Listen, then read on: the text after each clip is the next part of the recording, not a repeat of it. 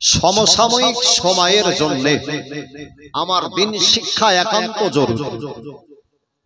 বর্তমান সময়ে একটা জাতির উন্নতি তখন হয় যে জাতির ভিতরে শিক্ষা থাকে। তাই তো বিশিষ্ট মনীষীরা বলেন, শিক্ষাই হলো জাতির মেরুদণ্ড। যদি কারোর মেরুদণ্ডের হাড় ভাঙা থাকে, সোজা হয়ে দাঁড়াতে ইচ্ছা করলেও দাঁড়াতে পারে, তার কারণ হাড় ভাঙা।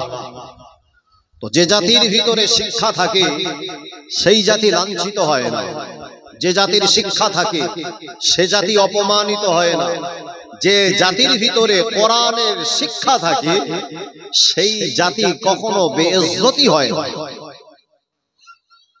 কিন্তু মুসলিম সমাজ বিশেষ করে ধর্মীয় শিক্ষা থেকে পিছিয়ে। ওর কারণেও লক্ষ্য করে দেখবেন 40 বছর নামাজ পড়লেও এখনো তাসাউহুফ পর্যন্ত পড়তে জানে না, এরকম মুসল্লি আমার সমাজে বা আছে না নেই? সব জায়গাতে সময় হয়, কিন্তু দিনের ক্ষেত্রে, ইসলামের ক্ষেত্রে সর্বাত্মক তার বিভিন্ন রকমের অমনোযোগিতা প্রকাশ পায়। আমার ভাইয়েরা, আমি বিশদ কিছু ইন্ট্রোডাকশন তথা ভূমিকা ছাড়াই আজকের মাহফিল মূলত যে উদ্দেশ্যে আয়োজন করেছেন আমার ভাইয়েরা অক্লান্ত পরিশ্রম করে আজকের এই মাহফিল সুন্দর করে সাজিয়েছে। উদ্দেশ্য হলো মুহররম সম্পর্কে কিছু আলোচনা নেওয়া। মহান আল্লাহ পবিত্র কোরআন পারা নাম্বার 9, সূরার নাম হলো সূরাতুত তাওবা। আল্লাহ পাকের ঘোষণা, মহান আল্লাহ বলেন, 4টে মাসকে আমি আল্লাহ হারাম মাস হিসাবে নির্বাচন করলাম। কটা মাস? 4টে মাস। এখানে যখন বসেছে তাহলে দিনের শিক্ষা কিছু আলোচনা হোক নাকি? 4টে মাস আল্লাহর কাছে হারাম হিসাবে আল্লাহর কোরআন নির্ধারণ করেছে। মাস আবার হারাম হয়, প্রশ্ন থাকে কি থাকে? মাস আবার হারাম হবে কি? হারাম সেটাকে চিনি যা করলে গোনাহ হয়, অর্থাৎ আল্লাহ যেগুলো করতে নিষেধ করলেন ওগুলো হারামের অন্তর্ভুক্ত। এই 4টে মাসকে আল্লাহ কেন হারাম করেছেন আমার জানার দরকার আছে না? 4টে মাস, তার মধ্যে প্রথম মাস হচ্ছে পবিত্র মাহে মুহররম, দ্বিতীয় নম্বর মাস মাহে রজব, 3 নম্বর জিলকদ, চতুর্থ নাম্বার হচ্ছে জিলহজ। এই 4টে মাস আল্লাহ হারাম এ কারণে করেছে, 4টে মাসে যুদ্ধ বিগ্রহ করতে আল্লাহ নিষেধ করেছে। ঘোষণাকার আল্লাহ।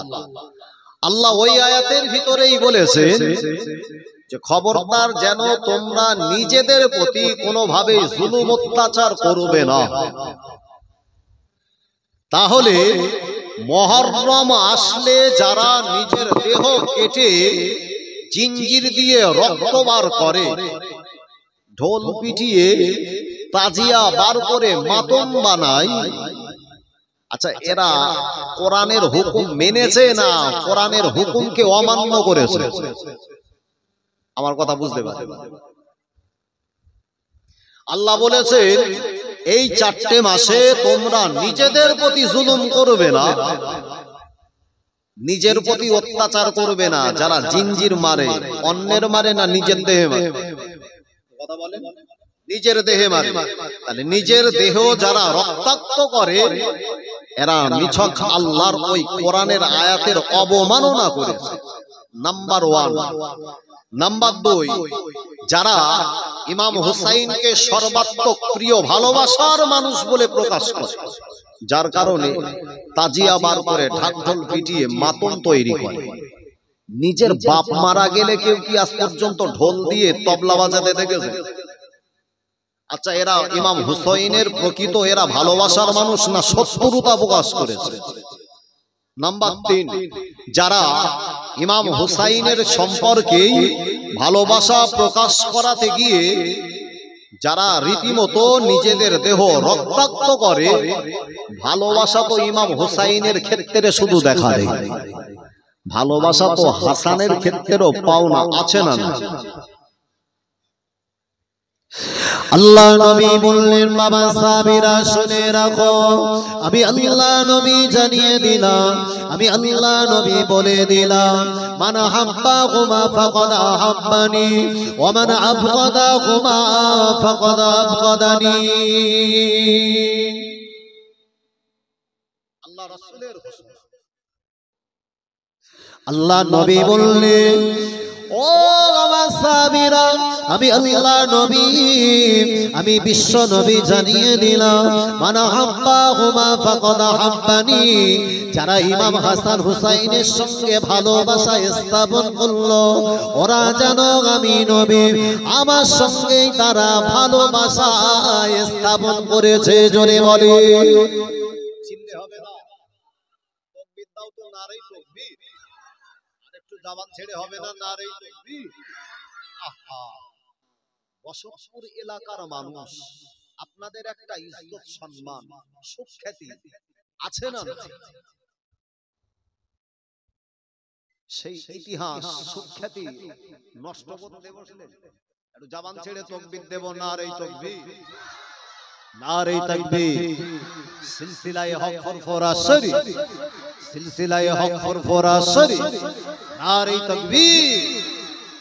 আমার ভাইয়েরা, রাসূল বলেছে, মান আহাব্বাহুমা, দুজনকে যারা ভালোবাসে, এক ইমাম হাসান, দ্বিতীয় নাম্বার ইমাম হুসাইন, ওরা যেন আমার ওফাতের পরে এদের দুই ভাইকে ভালোবাসলে আমি নবী আমাকেই তারা ভালোবেসেছে। এক বছরে হবে না? তাহলে রাসূলের হাদিসের ভাষ্যানুমতে যেটা জানি, এই দুজনকে ভালোবাসতে হবে, মানে হাসানকে যতটা ভালোবাসতে হবে হুসাইনকে ততটা ভালোবাসতে হবে। হুসাইনের ভালোবাসা দেখাতে গিয়ে যারা নিজের দেহ জিঞ্জির পিটিয়ে রক্ত প্রবাহিত করেছে, হাসানের ক্ষেত্রে ভালোবাসা দেখাতে গেলে অন্তত জীবনে অন্তত একটা বারের জন্য যে বিষ পান করিয়ে ইমাম হাসানকে শহীদ করা হয়েছিল, মানে তার ভালোবাসা প্রকাশার্থে একবার অন্তত বিষ খাওয়াটাও তো উচিত ছিল।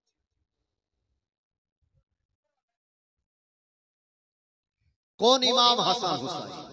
যে ইমাম হাসান হুসাইন পৃথিবীর জমিনের কোন বাদশা, পৃথিবীর জমিনে বাদশা রাজা না হওয়ার পরেও আল্লাহ তাকে বাদশাহিত্বর জায়গা দিয়েছিলেন। একবার জোরে বলে, একবার চিল্লে বলে। আল্লাহ নবী বললেন, ও বাবা সাহাবীরা, আমি আল্লাহ নবী জানিয়ে দিলাম, আমি আল্লাহ নবী বলে দিলাম, আল হাসান ওয়াল হুসাইন সাইয়্যিদা শাবাব আহলিল জান্নাহ। আল্লাহ নবী বললেন, আমি আল্লাহ নবী জানিয়ে দিলাম, ইমাম হাসান হুসাইন রাদিয়াল্লাহু আনহুমা এরা হবে আমার আল্লাহ পাকের জান্নাতের যুবকদের, আমার আল্লাহ তাদেরকে সরদার বানিয়ে দেবেন। জোরে বলে, চিল্লে হবে না, নারে তাকবীর।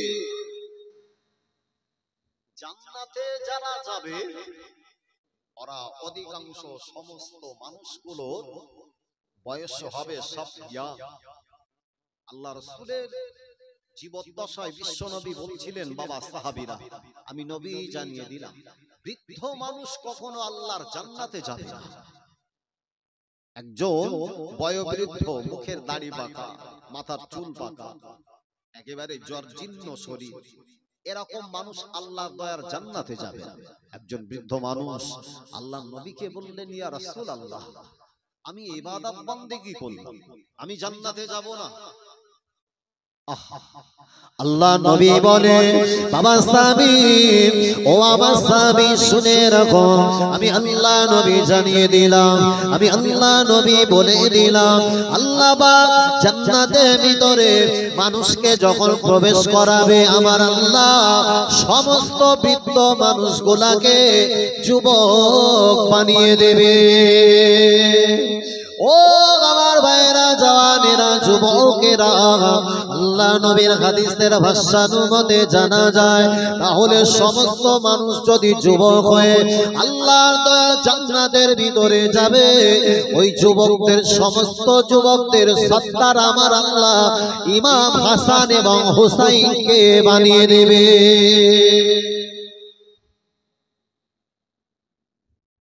তাহলে যদি জান্নাতে যাওয়ার ক্ষেত্রে ইমাম হাসান হুসাইন যদি সত্তার হয়, যদি লিডার হয়, যদি নেতা হন, তাহলে সেই নেতার নেতৃত্ব আগে থাকবে না পিছনে? কথা বলে আগে থাকবে। তবে থাকার ব্যবধানটা অন্যরকম কখনো কখনো দেখা যায়। সম্মান প্রদর্শন মানে গলায় যখন একটা মালা পরানো হয়, ওয়েলকাম, সুস্বাগতম জানাবে, নেতা তখন সামনের দিকে। আর যদি মার শুরু হয় কোন দিকে? একদম পেছনে। বলবে ওদিক থেকে শুরু হোক, তার আগে আমি অন্তত বর্ডার ক্রস করব। এরকম সুবিধাবাদী ফেরেববাজ চিটিংবাজ লিডার দুনিয়ায় আছে না? আহা, অথচ আল্লাহ ইমাম হাসান হুসাইনকে আল্লাহ সর্বপ্রথম আল্লাহ তাদেরকে জান্নাতের হকদার করে দেবে। একবার জোরে বলে, চিল্লে বলে, নারে তাকবীর, নারে তাকবীর। দরুদ শরীফ, আল্লাহুম্মা সাল্লি আলা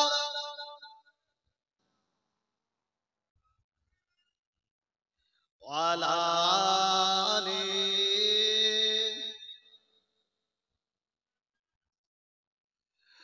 रब मुझको बुलाएगा, मैं काबे को देखूंगा,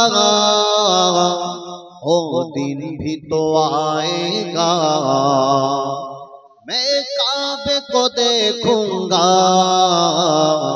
रब मुझको बुलाएगा, मैं काबे को देखूंगा, ओ दिन भी तो आएगा, मैं काबे को देखूंगा, रब मुझको बुलाएगा। अल्लाह अल्लाह अल्लाह अल्लाह अल्लाह अल्लाह अल्लाह, रब मुझको बुलाएगा, मैं काबे को देखूंगा, ओ दिन भी तो आएगा, मैं काबे को देखूंगा, रब मुझको बुलाएगा। अल्लाहुम्मा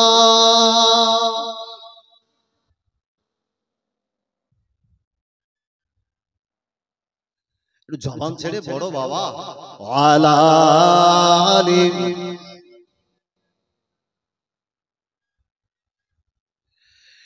मायूस नहीं हूँ मैं अल्लाह की रहमत से,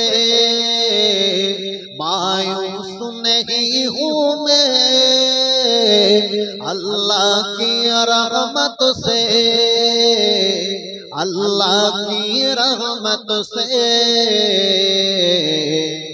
ओ हज पे बुलाएगा, ओ हज पे बुलाएगा, मैं काबे को देखूंगा, ओ दिन भी तो आएगा, मैं काबे को देखूंगा, रब मुझको बुलाएगा।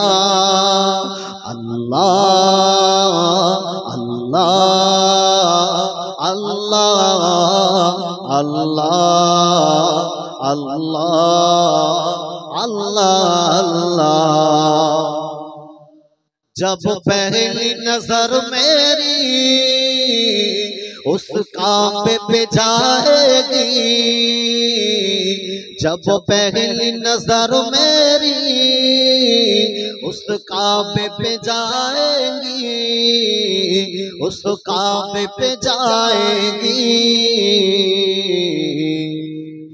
झूम सजाएगा, मैं काबे को देखूंगा, ओ ओ दिन भी तो आएगा मैं काबे को देखूंगा रब मुझको बुलाएगा मैं काबे को देखूंगा ओ दिन भी तो आएगा मैं काबे को देखूंगा रब मुझको बुलाएगा अल्लाहुम्मा सल्ले अला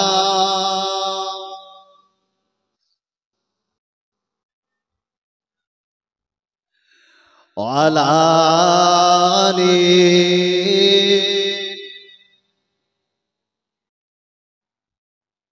আমার ভাইরা জওয়ানেরা যুবকেরা তাই বলছিলাম ভালোবাসা যদি দেখাতে হয় হাসানের প্রতি যতটা ভালোবাসা হুসাইনের অ্যাসিটিস একই রকম পাওয়া লাগবে তার কারণ আল্লাহ রাসূল পাক জবানে বলেছেন এদের সঙ্গে যারা শত্রুতা করবে ওমান আবগাদাহুমা ফাকাদ আবগাদানি আমি বিশ্ব নবী জানিয়ে দিলাম যারা হাসান হুসাইনের সঙ্গে শত্রুতা করবে আমি নবী স্বয়ং যেন তারা আমার সঙ্গেই শত্রুতা করবে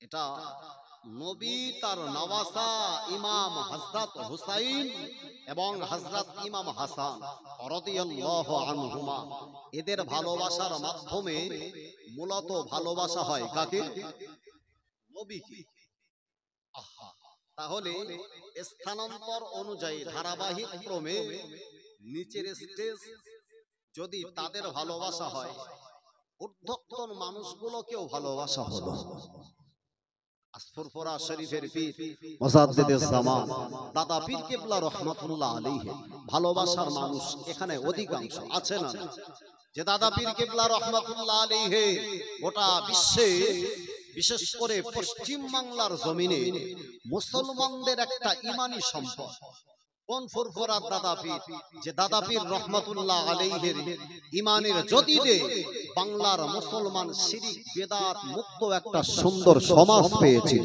এক বছরে বলে আর ভালোবাসা তার পরবর্তী জেনারেশন মানুষদের ভালোবাসার নামান্তর তার ভালোবাসা সেই মানুষটা যেন অর্জন করে আমার হযরত ইমাম হাসান হযরত ইমাম হুসাইন একটা বারের জন্য তো আমার ভাবা লাগবে কেন হযরত ইমাম হুসাইন রাদিয়াল্লাহু আনহু হযরত ইমাম হুসাইন রাদিয়াল্লাহু আনহুকে কেন কারবালার প্রান্তরে শহীদ করা হলো ইতিহাস আমার আপনার জানা আছে না হযরত ইমাম হুসাইন কেন তিনি শাহাদাত বরণ করলেন এই শাহাদাতের প্রেক্ষাপটটা কি যদি আমরা একবার অ্যানালিসিস একবার যদি ব্যাখ্যা বিশ্লেষণ করি তাহলে এটা হবে আজকের আমাদের জন্য বড় উপযোগী সম্মানিত ভাইয়েরা আপনি জানেন আপনার আল্লাহ রাসূলের ওফাতের পরে হযরত আবু বকর সিদ্দিক রাদিয়াল্লাহু আনহু পরে হযরত ওমর হযরত উসমান গনি হযরত আলী তার পরবর্তী জেনারেশন হিসাবে ইমাম হাসান রাদিয়াল্লাহু আনহু তিনি যখন কুফা নগরীর গভর্নর অপরদিকে দামেস্কের জমিন ওই সিংহাসনে আসীন হয়েছিলেন নবীর একজন অত্যাধিক প্রিয় মহব্বতের সাহাবী নাম ছিল হযরত আমিরে মুআবিয়া যিনি 20 বছর রাজত্ব করার পরে এবার নিজের ছেলেকে ওই জায়গাতে বসিয়েছিলেন একজন বিদগ্ধ পণ্ডিত সাহাবী যিনি হাতে করে আল্লাহর কোরআন লিখতেন বছরে বলবেন না সুবহানাল্লাহ যিনি আল্লাহর কোরআন লিখেছেন ওই মানুষটার সম্মান কম না বেশি অধিক গুণে বেশি তাহলে হযরত আমিরে মুআবিয়া রাদিয়াল্লাহু আনহু কেন তিনি গণতন্ত্র সেটাকে ধূলিসাৎ করে নিজের একজন ছেলে ইয়াজিদকে তার স্থলাভিষিক্ত করেছেন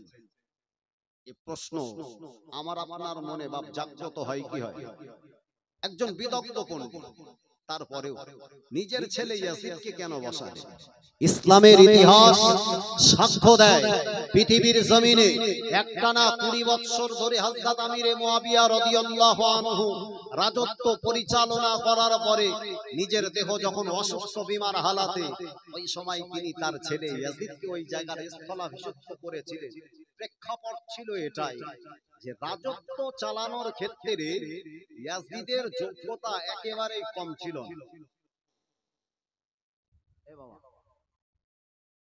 যেটা আপনাকে শোনাবো, আপনি 10 বছর পড়াশোনা করলেও এটা পারবেন। আপনি ওই টোটাল হিস্ট্রি যদি আপনি পড়েন, আপনার ঘন্টার পর ঘন্টা সময় ব্যয় করতে হবে। আমি আপনাকে নির্যাসটুকু তুলে দিচ্ছি। আমিরে মুয়াবিয়া যদি তিনি নিজের ছেলেকে যদি ওই জায়গাতে খিলাফতিত্বে বসায়, হযরত আমিরে মুয়াবিয়া কি ভুল করলেন? প্রশ্ন তাম বিশ্বের মুসলমানের কাছে সংশয় প্রশ্ন আছে না? ইতিহাসবিদ যারা ইতিহাস রচনা করেছে তারা বলেছে খেলাফতিত্ব তথা রাজ্য পরিচালনা করার যোগ্যতা ইয়াজিদের একেবারেই কম ছিল না, যোগ্যতা পরিপূর্ণ ছিল। কিন্তু ইমাম হুসাইন যে কারণে তার বিরোধিতা করেছিলেন, তিনি পৃথিবীর জমিনের একজন মদ্যপায়ী মানুষ। বোঝা গেল না? পৃথিবীর জমিনে নারীদের প্রতি আসক্তি থাকার কারণে ইমাম হুসাইনের মূল বিরোধিতার কারণ। বাড়িতে কুকুর পোষা, যেটা ইসলাম শরিয়াত আল্লাহ রাসূল নিষেধ করেছে, সেই নবীর নিষেধাজ্ঞা অমান্য করে বাড়িতে কুকুর পুষতে। সর্বোপরি ইমাম হুসাইনের যে মূল বিরোধিতা, এটা ছিল তার তাকওয়া তথা পরেশকারিতা না থাকার কারণে। তিনি চেয়েছিলেন এই জায়গা গদিটা নিছক একটা যোগ্য মানুষের জন্য, যিনি রাষ্ট্র পরিচালনা করবেন, বিশেষ করে একটা ইসলামিক কান্ট্রি।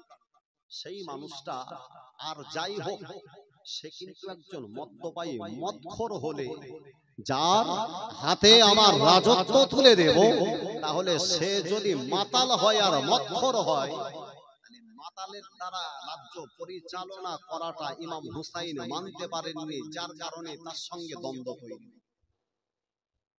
তাহলে নেতা নির্বাচন করার দিক দিয়ে অবশ্যই আমার তার মাতাল হওয়া আছে কিনা ওটা একবার যাচাই বাছাই করার দরকার আছে না? না সবাই কথা বলেন। যাকে আমি এক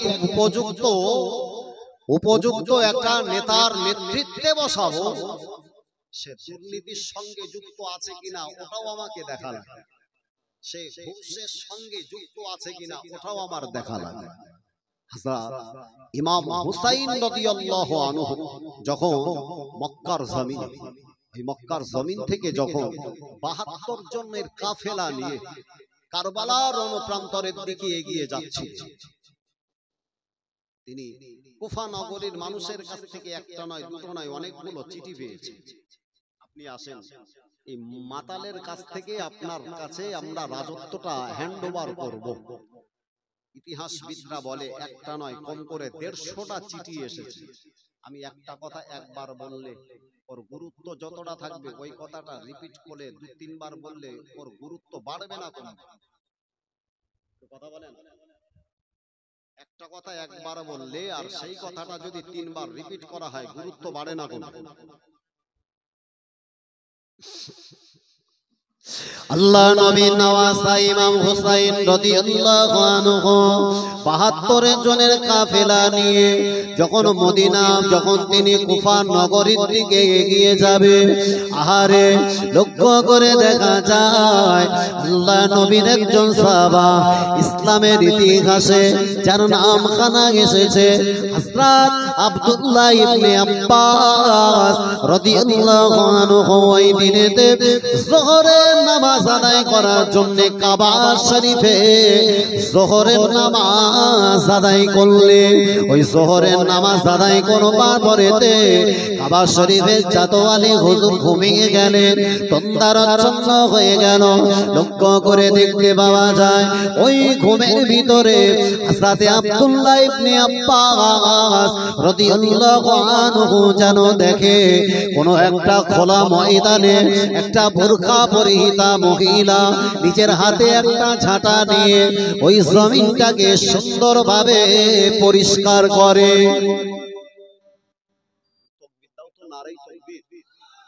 আরেকবার জবান ছেড়ে হবে নারে তাকবীর। সিলসিলায়ে হক ফুরফুরা শরীফ, সিলসিলায়ে হক ফুরফুরা শরীফ, আওলাদে মুজাদ্দিদুস জামান, আওলাদে মুজাদ্দিদুস জামান জনাব ভাইজান সানাউল্লাহ সিদ্দিকী সাহেব, নারে তাকবীর। আমার ভাই, আজকের মাহফিলে প্রধানতম অতিথি আমার আপনার প্রত্যেকে নয়নের ফুরফুরা শরীফের পীর মুজাদ্দিদুস জামান দাদা পীর কেবলা রহমাতুল্লাহ আলাইহি সুযোগ্য আওলাদ ভাইজান হুজুর কেবলা ইতিমধ্যে আপনাদের কাছে হাজির হয়েছে। আমার ভাইয়েরা, তিনি সুনির্ধারিত সময়ে অবশ্যই আপনাদের সম্মুখে আসবেন। আমি যে কথা আলোচনা করছিলাম প্রিয় ভাইয়েরা, এখন হযরত আব্দুল্লাহ ইবনে আব্বাস রাদিয়াল্লাহু আনহু উনি যখন নামাজ আদায় করে কাবা শরীফের চাতোয়া একটু তন্দারাচ্ছন্ন হলো, ঘুমন্ত একটা ঘুমের আচ্ছন্ন যখন তার দেহে যখন আচ্ছাদিত করেছে, ওই সময় লক্ষ্য করে দেখলে একজন বৃদ্ধা বোরখা পরিহিতা মহিলা একটা খোলা ময়দান তিনি একটা ঝাঁটা দিয়ে পরিষ্কার করছেন।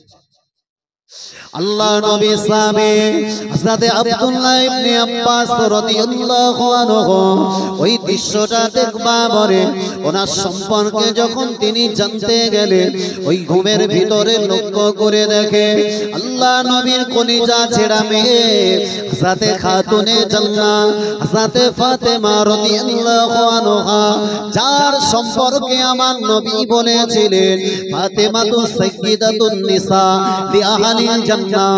আল্লাহ নবী বলেন, ও আমার সাহাবীরা শুনে রাখো, আমি আল্লাহ নবী জানিয়ে দিলাম, আমি আল্লাহ নবী বলে দিলাম, আমার ফাতেমা হবে জান্নাতীদের নারীদের সর্দারিনী। জোরে বলে আহারে আল্লাহ নবী সাহাবী ওই ঘুমের ভিতরে যখন তিনি লক্ষ্য করে দেখে আম্মা জান হযরত ফাতেমা রাদিয়াল্লাহু তাআলা আনহা ওই জায়গাটাকে পরিষ্কার করে ঝাড় দিচ্ছিলেন, হযরত ফাতেমাকে উদ্দেশ্য করে জিজ্ঞাসা করলেন, ও আমার নবী নন্দিনী ফাতেমা, জমিনটা কেন পরিষ্কার করেন মা?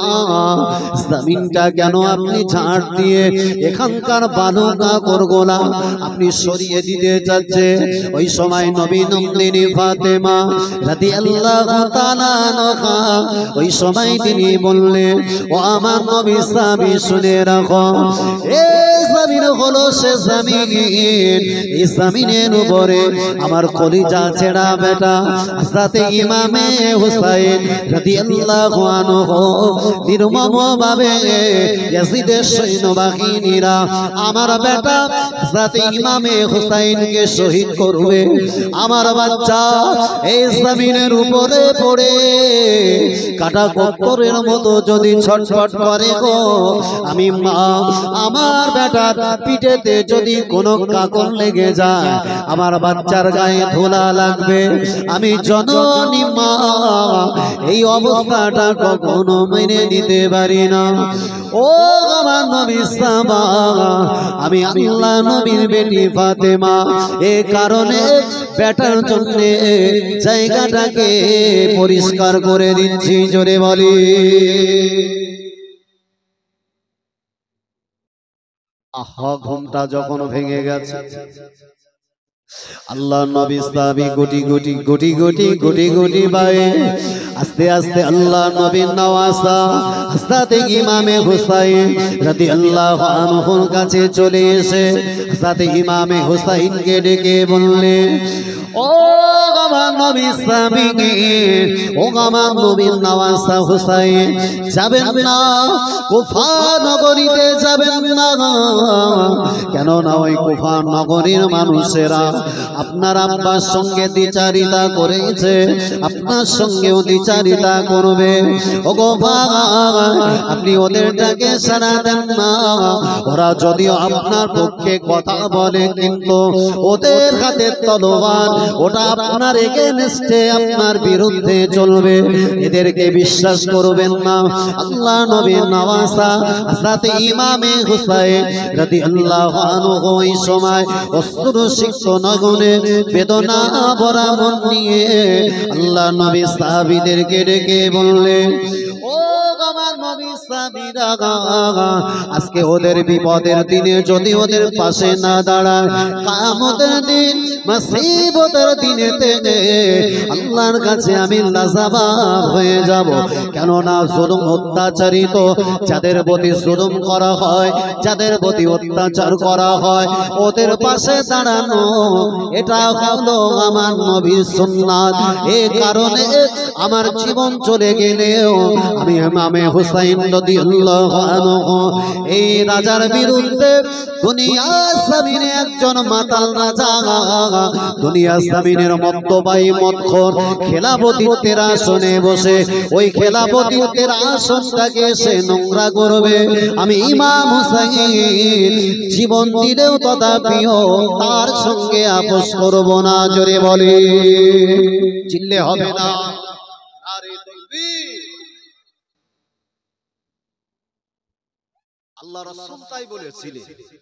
বিশ্বনবী বললেন আফদালুল ঈমান, আল্লাহ রাসূল বলেছিলেন আফদালুল জিহাদ, শ্রেষ্ঠ জিহাদ, পৃথিবীর জমিনের সবচাইতে বড় মহত্তম জিহাদ যেটা রাসূল বলেছিলেন কালিমাতু হাক্কি ইনদা সুলতানিন জাই। বজরে বলে আল্লাহ রাসূল বললেন পৃথিবীর জমিনে শ্রেষ্ঠ জিহাদ হলো সেই জিহাদ যে মানুষটা একজন প্রতিবাদী আওয়াজে মাজলুমের পাশে দাঁড়িয়ে, যিনি প্রতিবাদী আওয়াজে অত্যাচারী শাসকের বিরুদ্ধে কথা বলতে পারে, ওই মানুষটাই পৃথিবীর জমিনে শ্রেষ্ঠতম মুজাহিদ। এক বছরে হবে না। আজকে ভারতবর্ষের বুকে যারা সিএএ এর নামে, এনআরসির নামে মানুষের প্রতি জুলুম অত্যাচার আর উৎপীড়নের একটা মাধ্যম তৈরি করেছে, বিশেষ করে সোশ্যাল মিডিয়া দেখলে দেখবে আসাম বিহারের উপরে বিশেষ করে মুসলিম কমিউনিটিদেরকে টার্গেট করে যেভাবে তাদের প্রতি ঘর ভাঙা, আমার মসজিদ ভেঙে দেওয়া, আমার মাদ্রাসা গুড়িয়ে দেওয়া, বুলডোজার চালিয়ে যারা এইভাবে মুসলমানদের সাথে যে জারিতা করছে, অত্যাচারী শাসককে জানা উচিত নিজের গদি চিরস্থায়ী কখনো থাকে না, জালিম দুনিয়া জমিন থেকে বিনাশ হবে, আর এই জালিম চলে যাওয়ার পরে তার সঙ্গে তার ইতিহাস ধূলিসাৎ হয়ে যায়। অত্যাচারী মানুষকে জীবনে মানুষ কখনো মনে রাখে না। দুনিয়া জমিন থেকে ফেরাউন মুসা এবং তার অনুসারীদের কম অত্যাচার জুলুম করে, মুসলমান তো ফেরাউনের নাম রাখে না, কোন কাউরামুচি পর্যন্ত তার নাম স্পর্শ করে না। এটা হলো তার জন্য শিক্ষা। অথচ গোটা বিশ্বের বুকে আল্লাহ পাক মুসার নাম রেখেছেন আর রাখেন। এটাই হচ্ছে কি দুনিয়ার জমিন থেকে চলে যাবে, দুনিয়ার জমিনে তোমার সমস্ত ইতিহাস পৃথিবীর জমিনে মিটে যাবে। তাই তো কবি সাহিত্যিকগণ বলে পৃথিবীতে কেউ স্থায়ী হয় না, হোক না সে ফেরাউন কিবা নমরুদ, কেউ ভাবে চিরকাল রয় না, কেউ ভাবে চিরকাল রয় না। পৃথিবীতে কেউ স্থায়ী হয় না, হোক না সে ফেরাউন কিবা নমরুদ, কেউ ভাবে চিরকাল রয় না, কেউ ভাবে চিরকাল রয় না। পৃথিবীর জমিনে জুলুম অত্যাচার যারা করে এরা পৃথিবীর জমিনে মাটির সঙ্গে মিশে যায়। নমরুদ কম চেষ্টা করেনি মুসলমানের উপরে জুলুম অত্যাচার করা। আহা, এই ভারতবর্ষের জমিন, যে ভারতবর্ষের মুসলমানেরা এই ভারতবর্ষটাকে ব্রিটিশদের কাছ থেকে স্বাধীন করার জন্য অসংখ্য মুসলমান নিজেদের রক্ত দিয়ে ভারতবর্ষের জমিন স্বাধীন করেছে।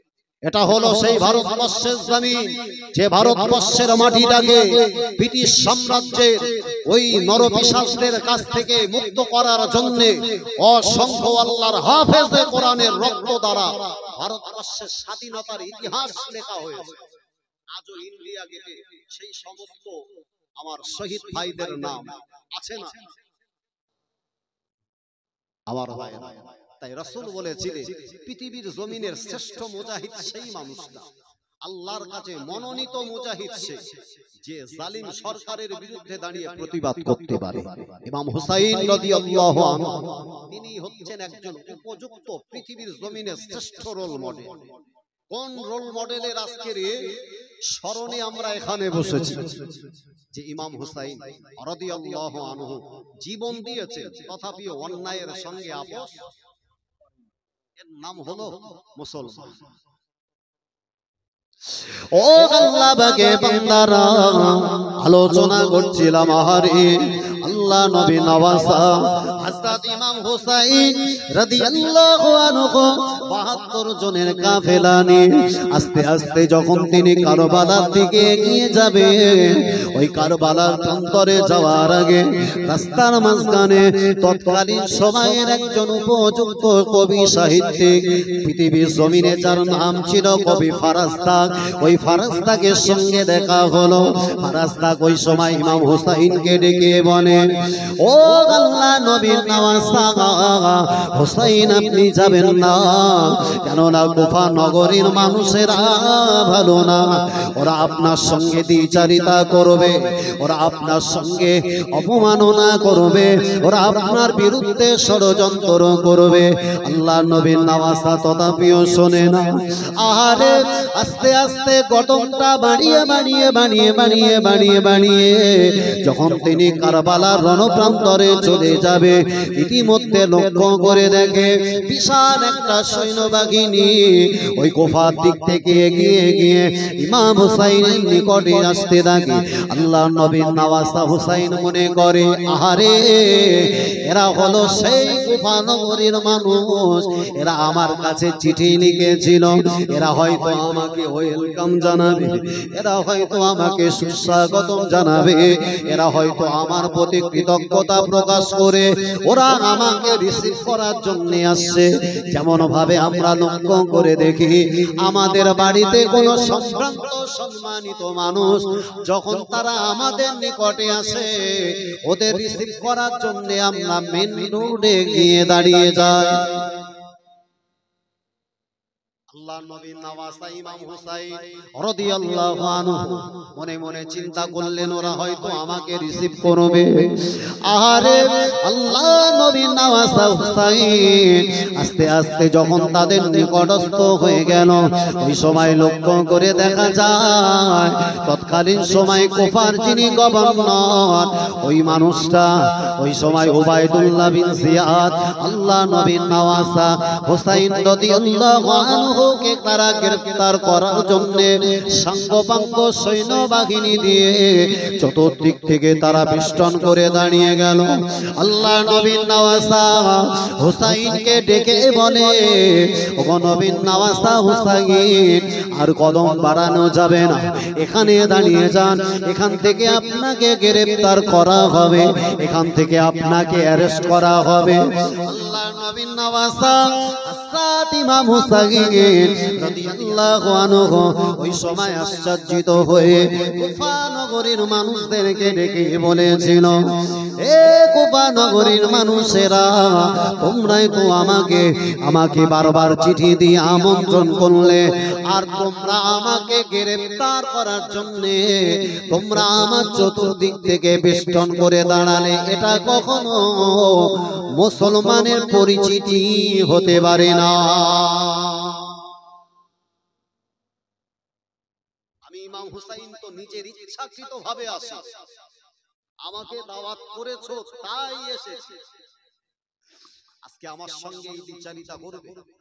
তোমরা আমার সঙ্গে দ্বিচারিতা করার আগে একটাবার চিন্তা করো, আমি হলাম সেই সম্ভ্রান্ত পরিবারের মানুষ, আমার আব্বা হযরত আলী রাদিয়াল্লাহু আনহু ইসলামে যার অনবদ্য অবদান আছে, পৃথিবীর জমিনে আমার আব্বা জানের অনেক কৃতিত্ব অবদান ইসলামের রয়েছে। আমার নানা জান বিশ্বনবী মুহাম্মদুর রাসূলুল্লাহ সাল্লাল্লাহু আলাইহি ওয়াসাল্লাম, যাকে কেন্দ্র করে আল্লাহ টোটাল আসমান জমিন নবমণ্ডল ভূমণ্ডলকে আল্লাহ সৃজন করেছে, আমার সেই নানা জানের নাতি। আমার সম্পর্কে তো জানো, আল্লাহ রাসূল বলেছিলেন, মান আহাব্বা হুমা ফাকাদ আহাব্বানি ওয়া মান আবগাদা হুমা ফাকাদ আবগাদানি। আমার সঙ্গে শত্রুতা করলে প্রিয় নবীর সঙ্গে শত্রুতা করা।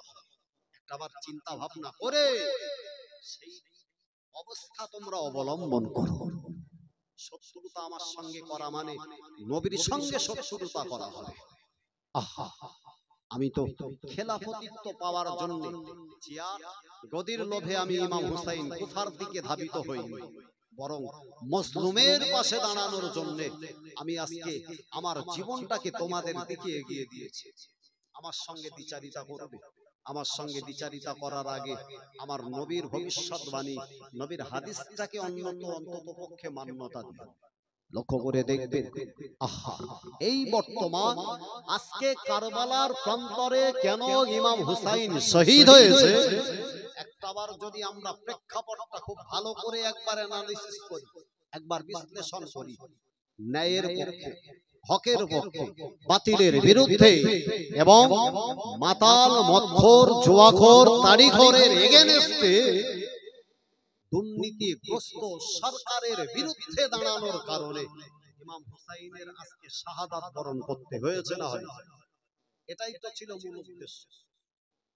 তার উদ্দেশ্য ছিল গদিটা সম্মানের গদি, যে গদিতে আমার নানা জান বসেছিলেন, যে গদিতে আমার আব্বাজান হযরতে আলী বসেছিলেন, যে গদিতে হযরত আবু বকরের মতো মানুষ বসেছে, আজকে সেই গদিতে একজন মাতাল মদ্যপায়ী বসবে।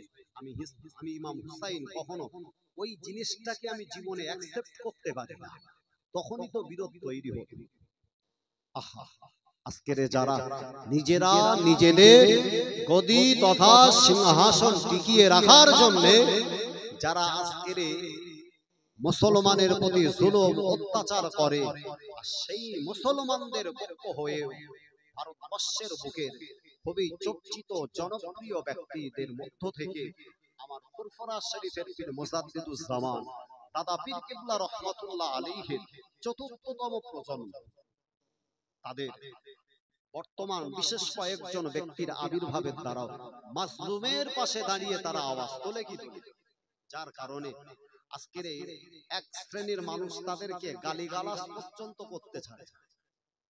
একটা বার তো ভাবো, যার এগেনস্টে তুমি গালিগালাজ করছো, যার বিরুদ্ধে গালিগালাজ করতে লেগেছো, একটাবার তো একবার চিন্তা করা দরকার, যাকে আজকে গালি দিচ্ছ, যার মাকে উদ্দেশ্য করে, যার পিতাকে উদ্দেশ্য করে গালাগালি করছো, তোমার মায়ের ইজ্জত আমার মায়ের ইজ্জত একরকম, তার পরিবারের মায়ের ইজ্জত সম্পূর্ণ আল্লাহ আলাদা করেছে।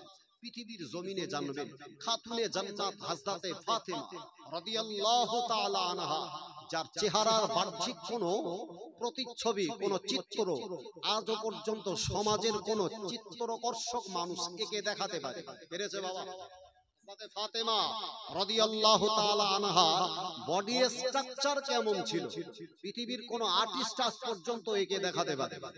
আমার পরিবারের মায়েদের, আমার পরিবারের বোনেদের তাদের বডি স্ট্রাকচার কেন, তার চারিত্রিক গুণাবলী সব ফেসবুকে সব ঘরে কি ঘরে।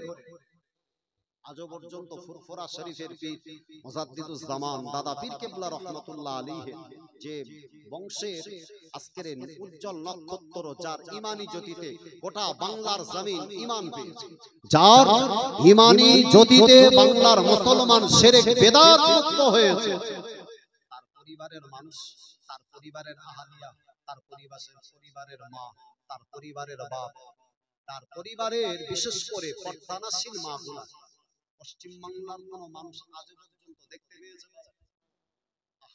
তাদের চরিত্র খাতুনে জান্নাতের চরিত্রে, তাদের চরিত্র, তাদের বেশভূষা, তাদের আখলাক, তাদের স্বভাব হযরত আম্মাজান হযরতে আয়েশা রাদিয়াল্লাহু আনহার তাদের বিরুদ্ধে যারা গালিগালাজ উচ্চারণা করে অ্যাজ ইট ইজ ভাবে একই রকম তো দেখা উচিত। বিশ্বনবী বলেছেন, যারা আমার হাসান হুসাইনকে যারা শত্রুতা করবে তারা যেন আমি নবী আমার সঙ্গে শত্রুতা করেছে।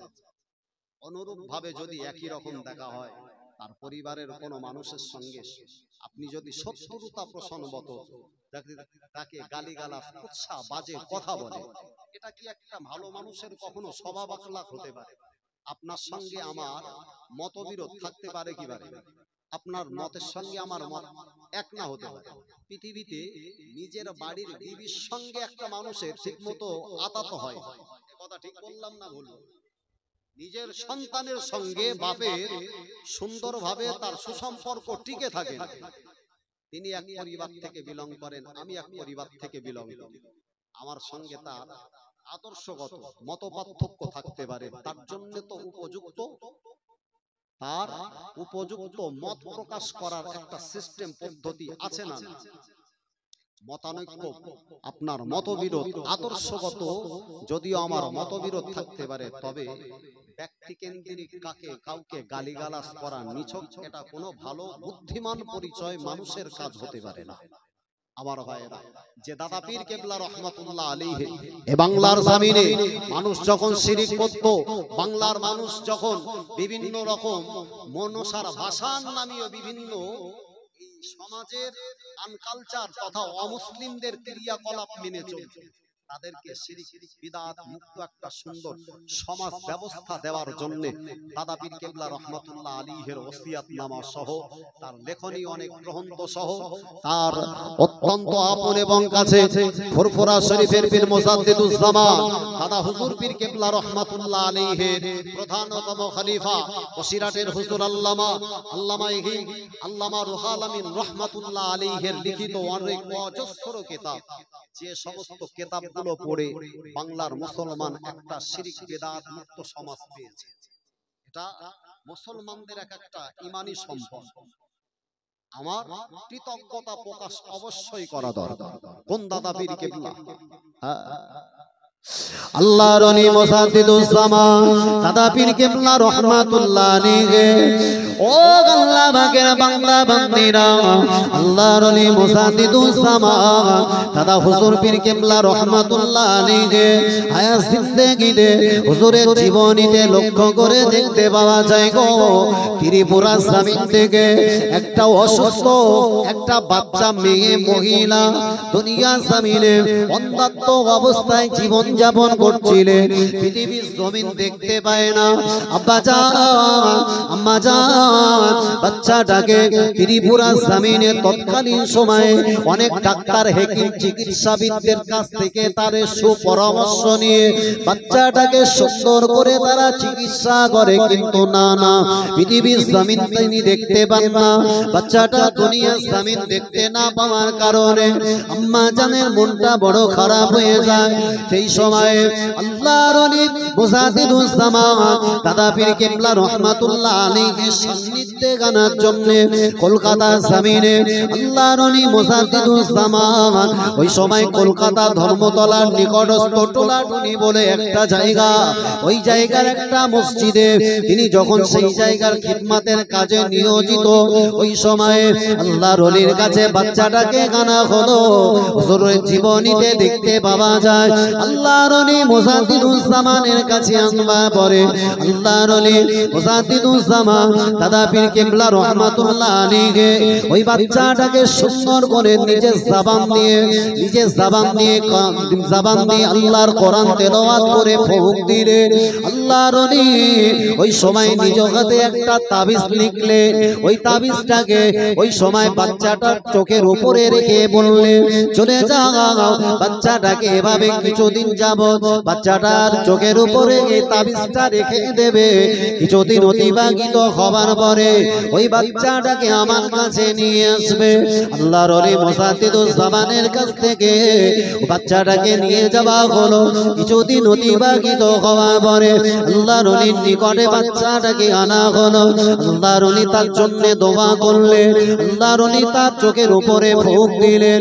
আল্লাহর ওলির জীবনীতে দেখতে পাওয়া যায়, আল্লাহর ওলি মুসাদ্দিদুজ্জামান দাদা পীর কেবলা রহমাতুল্লাহ আলাইহির জীবন ইতিহাসে দেখা যায় হুজুরের দোয়া পাওয়ার কাতে অন্যান্য চোখ বিশিষ্টা মহিলাটা আল্লাহ পাকের পৃথিবী জমিনটাকে দেখতে সক্ষম হয়েছিলেন। জোরে বলে চিল্লে হবে না, নারে তাকবীর, নারে তাকবীর।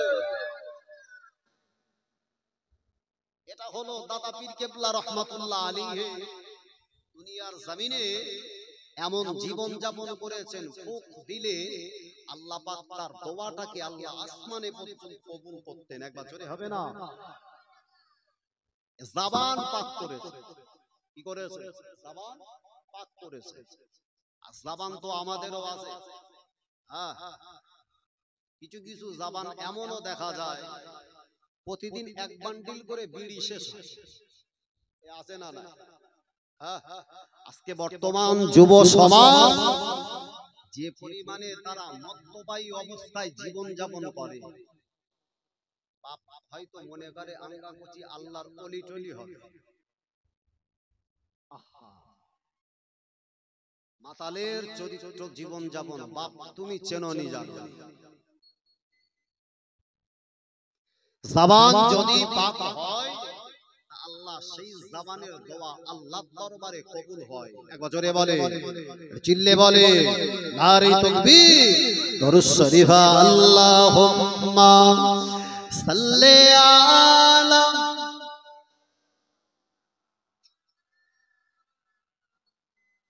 ওয়ালা আলি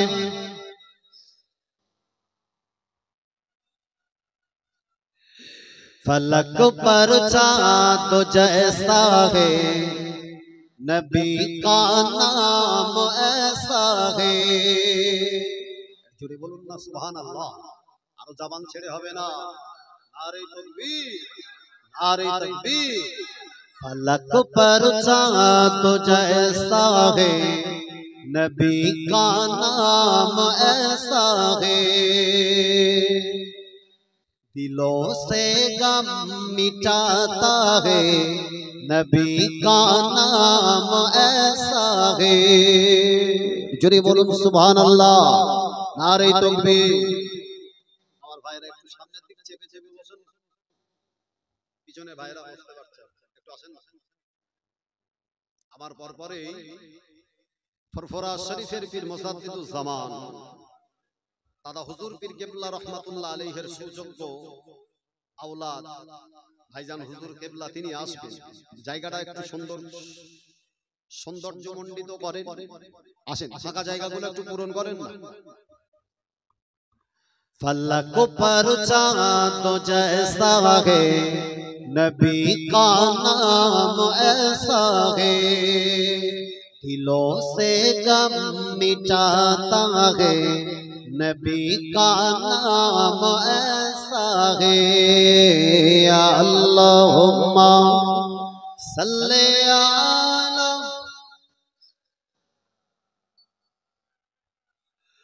वाला आले।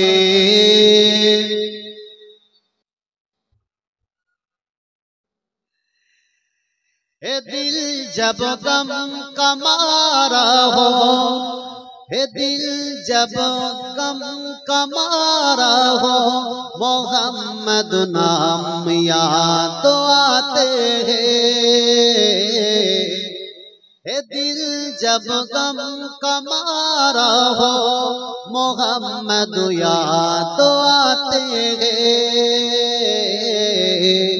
जुदा जब कोई प्यारा हो, नबी का नाम ऐसा है।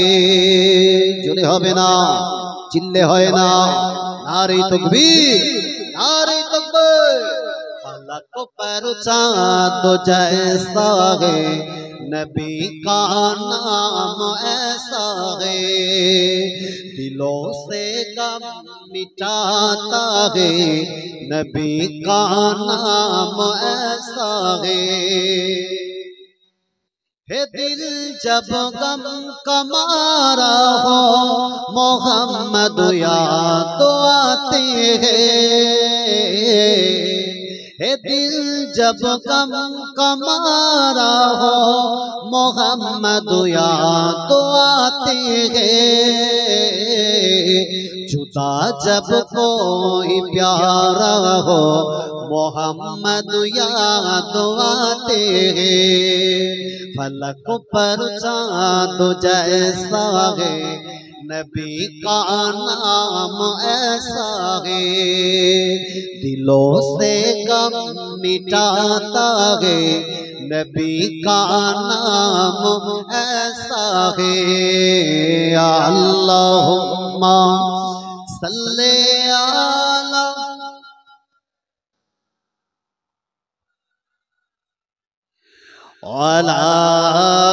आले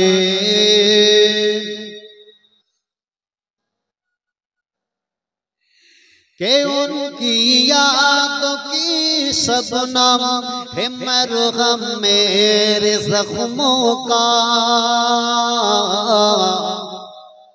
के उनकी याद की शबनम है मरहम मेरे जख्मों का,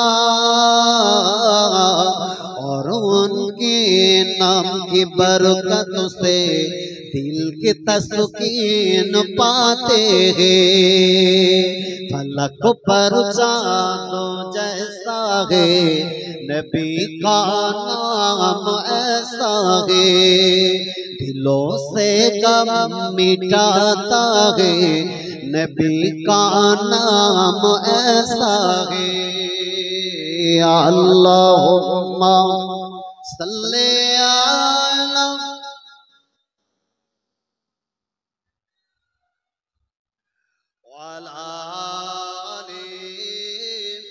सैयदीना। ओ अल्लाह बगे बंदारा, আরে আমি আলোচনা করছিলাম আল্লাহ নবীর নওয়াজা হযরত ইমামে হুসাইন রাদিয়াল্লাহু আনহু যখন তিনি 9 মুহররম কারবালা প্রান্তরে চলে গেল, আল্লাহ নবীর নওয়াজা হুসাইন ওই জায়গাতে তাবু গাড়লেন। ওই সভাগে আল্লাহ নবীর নওয়াজা ওই সভায় ওবাইদুল্লাহ বিন জিয়াদের সৈন্য সামন্তকে কে বলেছিল, এ ওবাইদুল্লাহ বিন জিয়াদের সৈন্য সামন্তরা শুনে রাখো, আমি আল্লাহ নবীর নওয়াজা হুসাইন আজকে তোমাদের কাছে আমি 3টে দাবি করব, এই 3টে দাবি তোমরা মেনে নাও। 1 নাম্বার দাবি হলো আমাকে হয় মক্কাতে যেতে দাও অথবা মদিনাতে যেতে দাও। 2য় নাম্বার দাবি হলো যে বর্তমান সময়ে খেলাফতের আসনে বসা ওই ইয়াজিদের কাছে গিয়ে আমাকে হাজির করো। আল্লাহ নবীর নওয়াজা হুসাইন রাদিয়াল্লাহু আনহুকে পরিষ্কার বানিয়ে দেওয়া হলো। এই মুহূর্তে এখানে ওবাইদুল্লাহ বিন জিয়াদের হাতে তোমাকে বশ্যতা স্বীকার করতে হবে। আল্লাহ নবীর নওয়াজা হুসাইন রাদিয়াল্লাহু আনহু মানতে নারাজ। আর ইতিহাস দেখলে দেখতে পাওয়া যায় ওই দিনে যখন 10ই মুহররমের সুবহে সাদি ভোরবেলাতে এই সময় 72 জনের কাফেলাতে আল্লাহ নবীর নওয়াজা হুসাইন নিজের পরিবারের মানুষদেরকে ডেকে বললেন, ও গামা পরিবারের মানুষেরা, তোমরা যদি মনে করো এখান থেকে তোমরা এই পিছন দিক থেকে তোমরা বেরিয়ে যাও, তোমাদের পালানোর জন্য এই বাতিটা নিভিয়ে দিলাম। তত সময় আল্লাহ নবীর নওয়াজা হুসাইনকে নিজের পরিবারের মানুষেরা বললেন, ও আল্লাহ আল্লাহ নবী নওয়াজ হুসাইন, তুমি কিভাবে ভাবতে পারলে বিপদের মুখে তোমাকে একা রেখে আমরা পিছন থেকে পালিয়ে যাব? এটা কখনো মেনে নেওয়া যায় না। জীবন যদি আপনার রক্ষণাবেক্ষণের জন্য যদি চলে যায়, এই জীবনটা হবে পৃথিবীর জমিনে শ্রেষ্ঠ জীবন। জোরে বলি, আরো জোরে বলি। আমরা সেই মানুষ নয় যেমন ভাবে কুফার মানুষেরা আপনার সঙ্গে দ্বিচারিতা করেছে। আমরা কুফাবাসী না। আল্লাহ নবী নওয়াজ হুসাইন রাদিয়াল্লাহু আনহু ওই সময় তিনি বললেন, তবে শুনে রাখো, আজকের রাত হয়তো হতে পারে এটা আমাদের জীবনের শেষ রাত। তাই হেলাই না কাটিয়ে রাতটা আল্লাহর ইবাদতে কাটিয়ে দাও। একবার জোরে বলে, সারাটা রাত আল্লাহর ইবাদতে নিমগ্ন হও।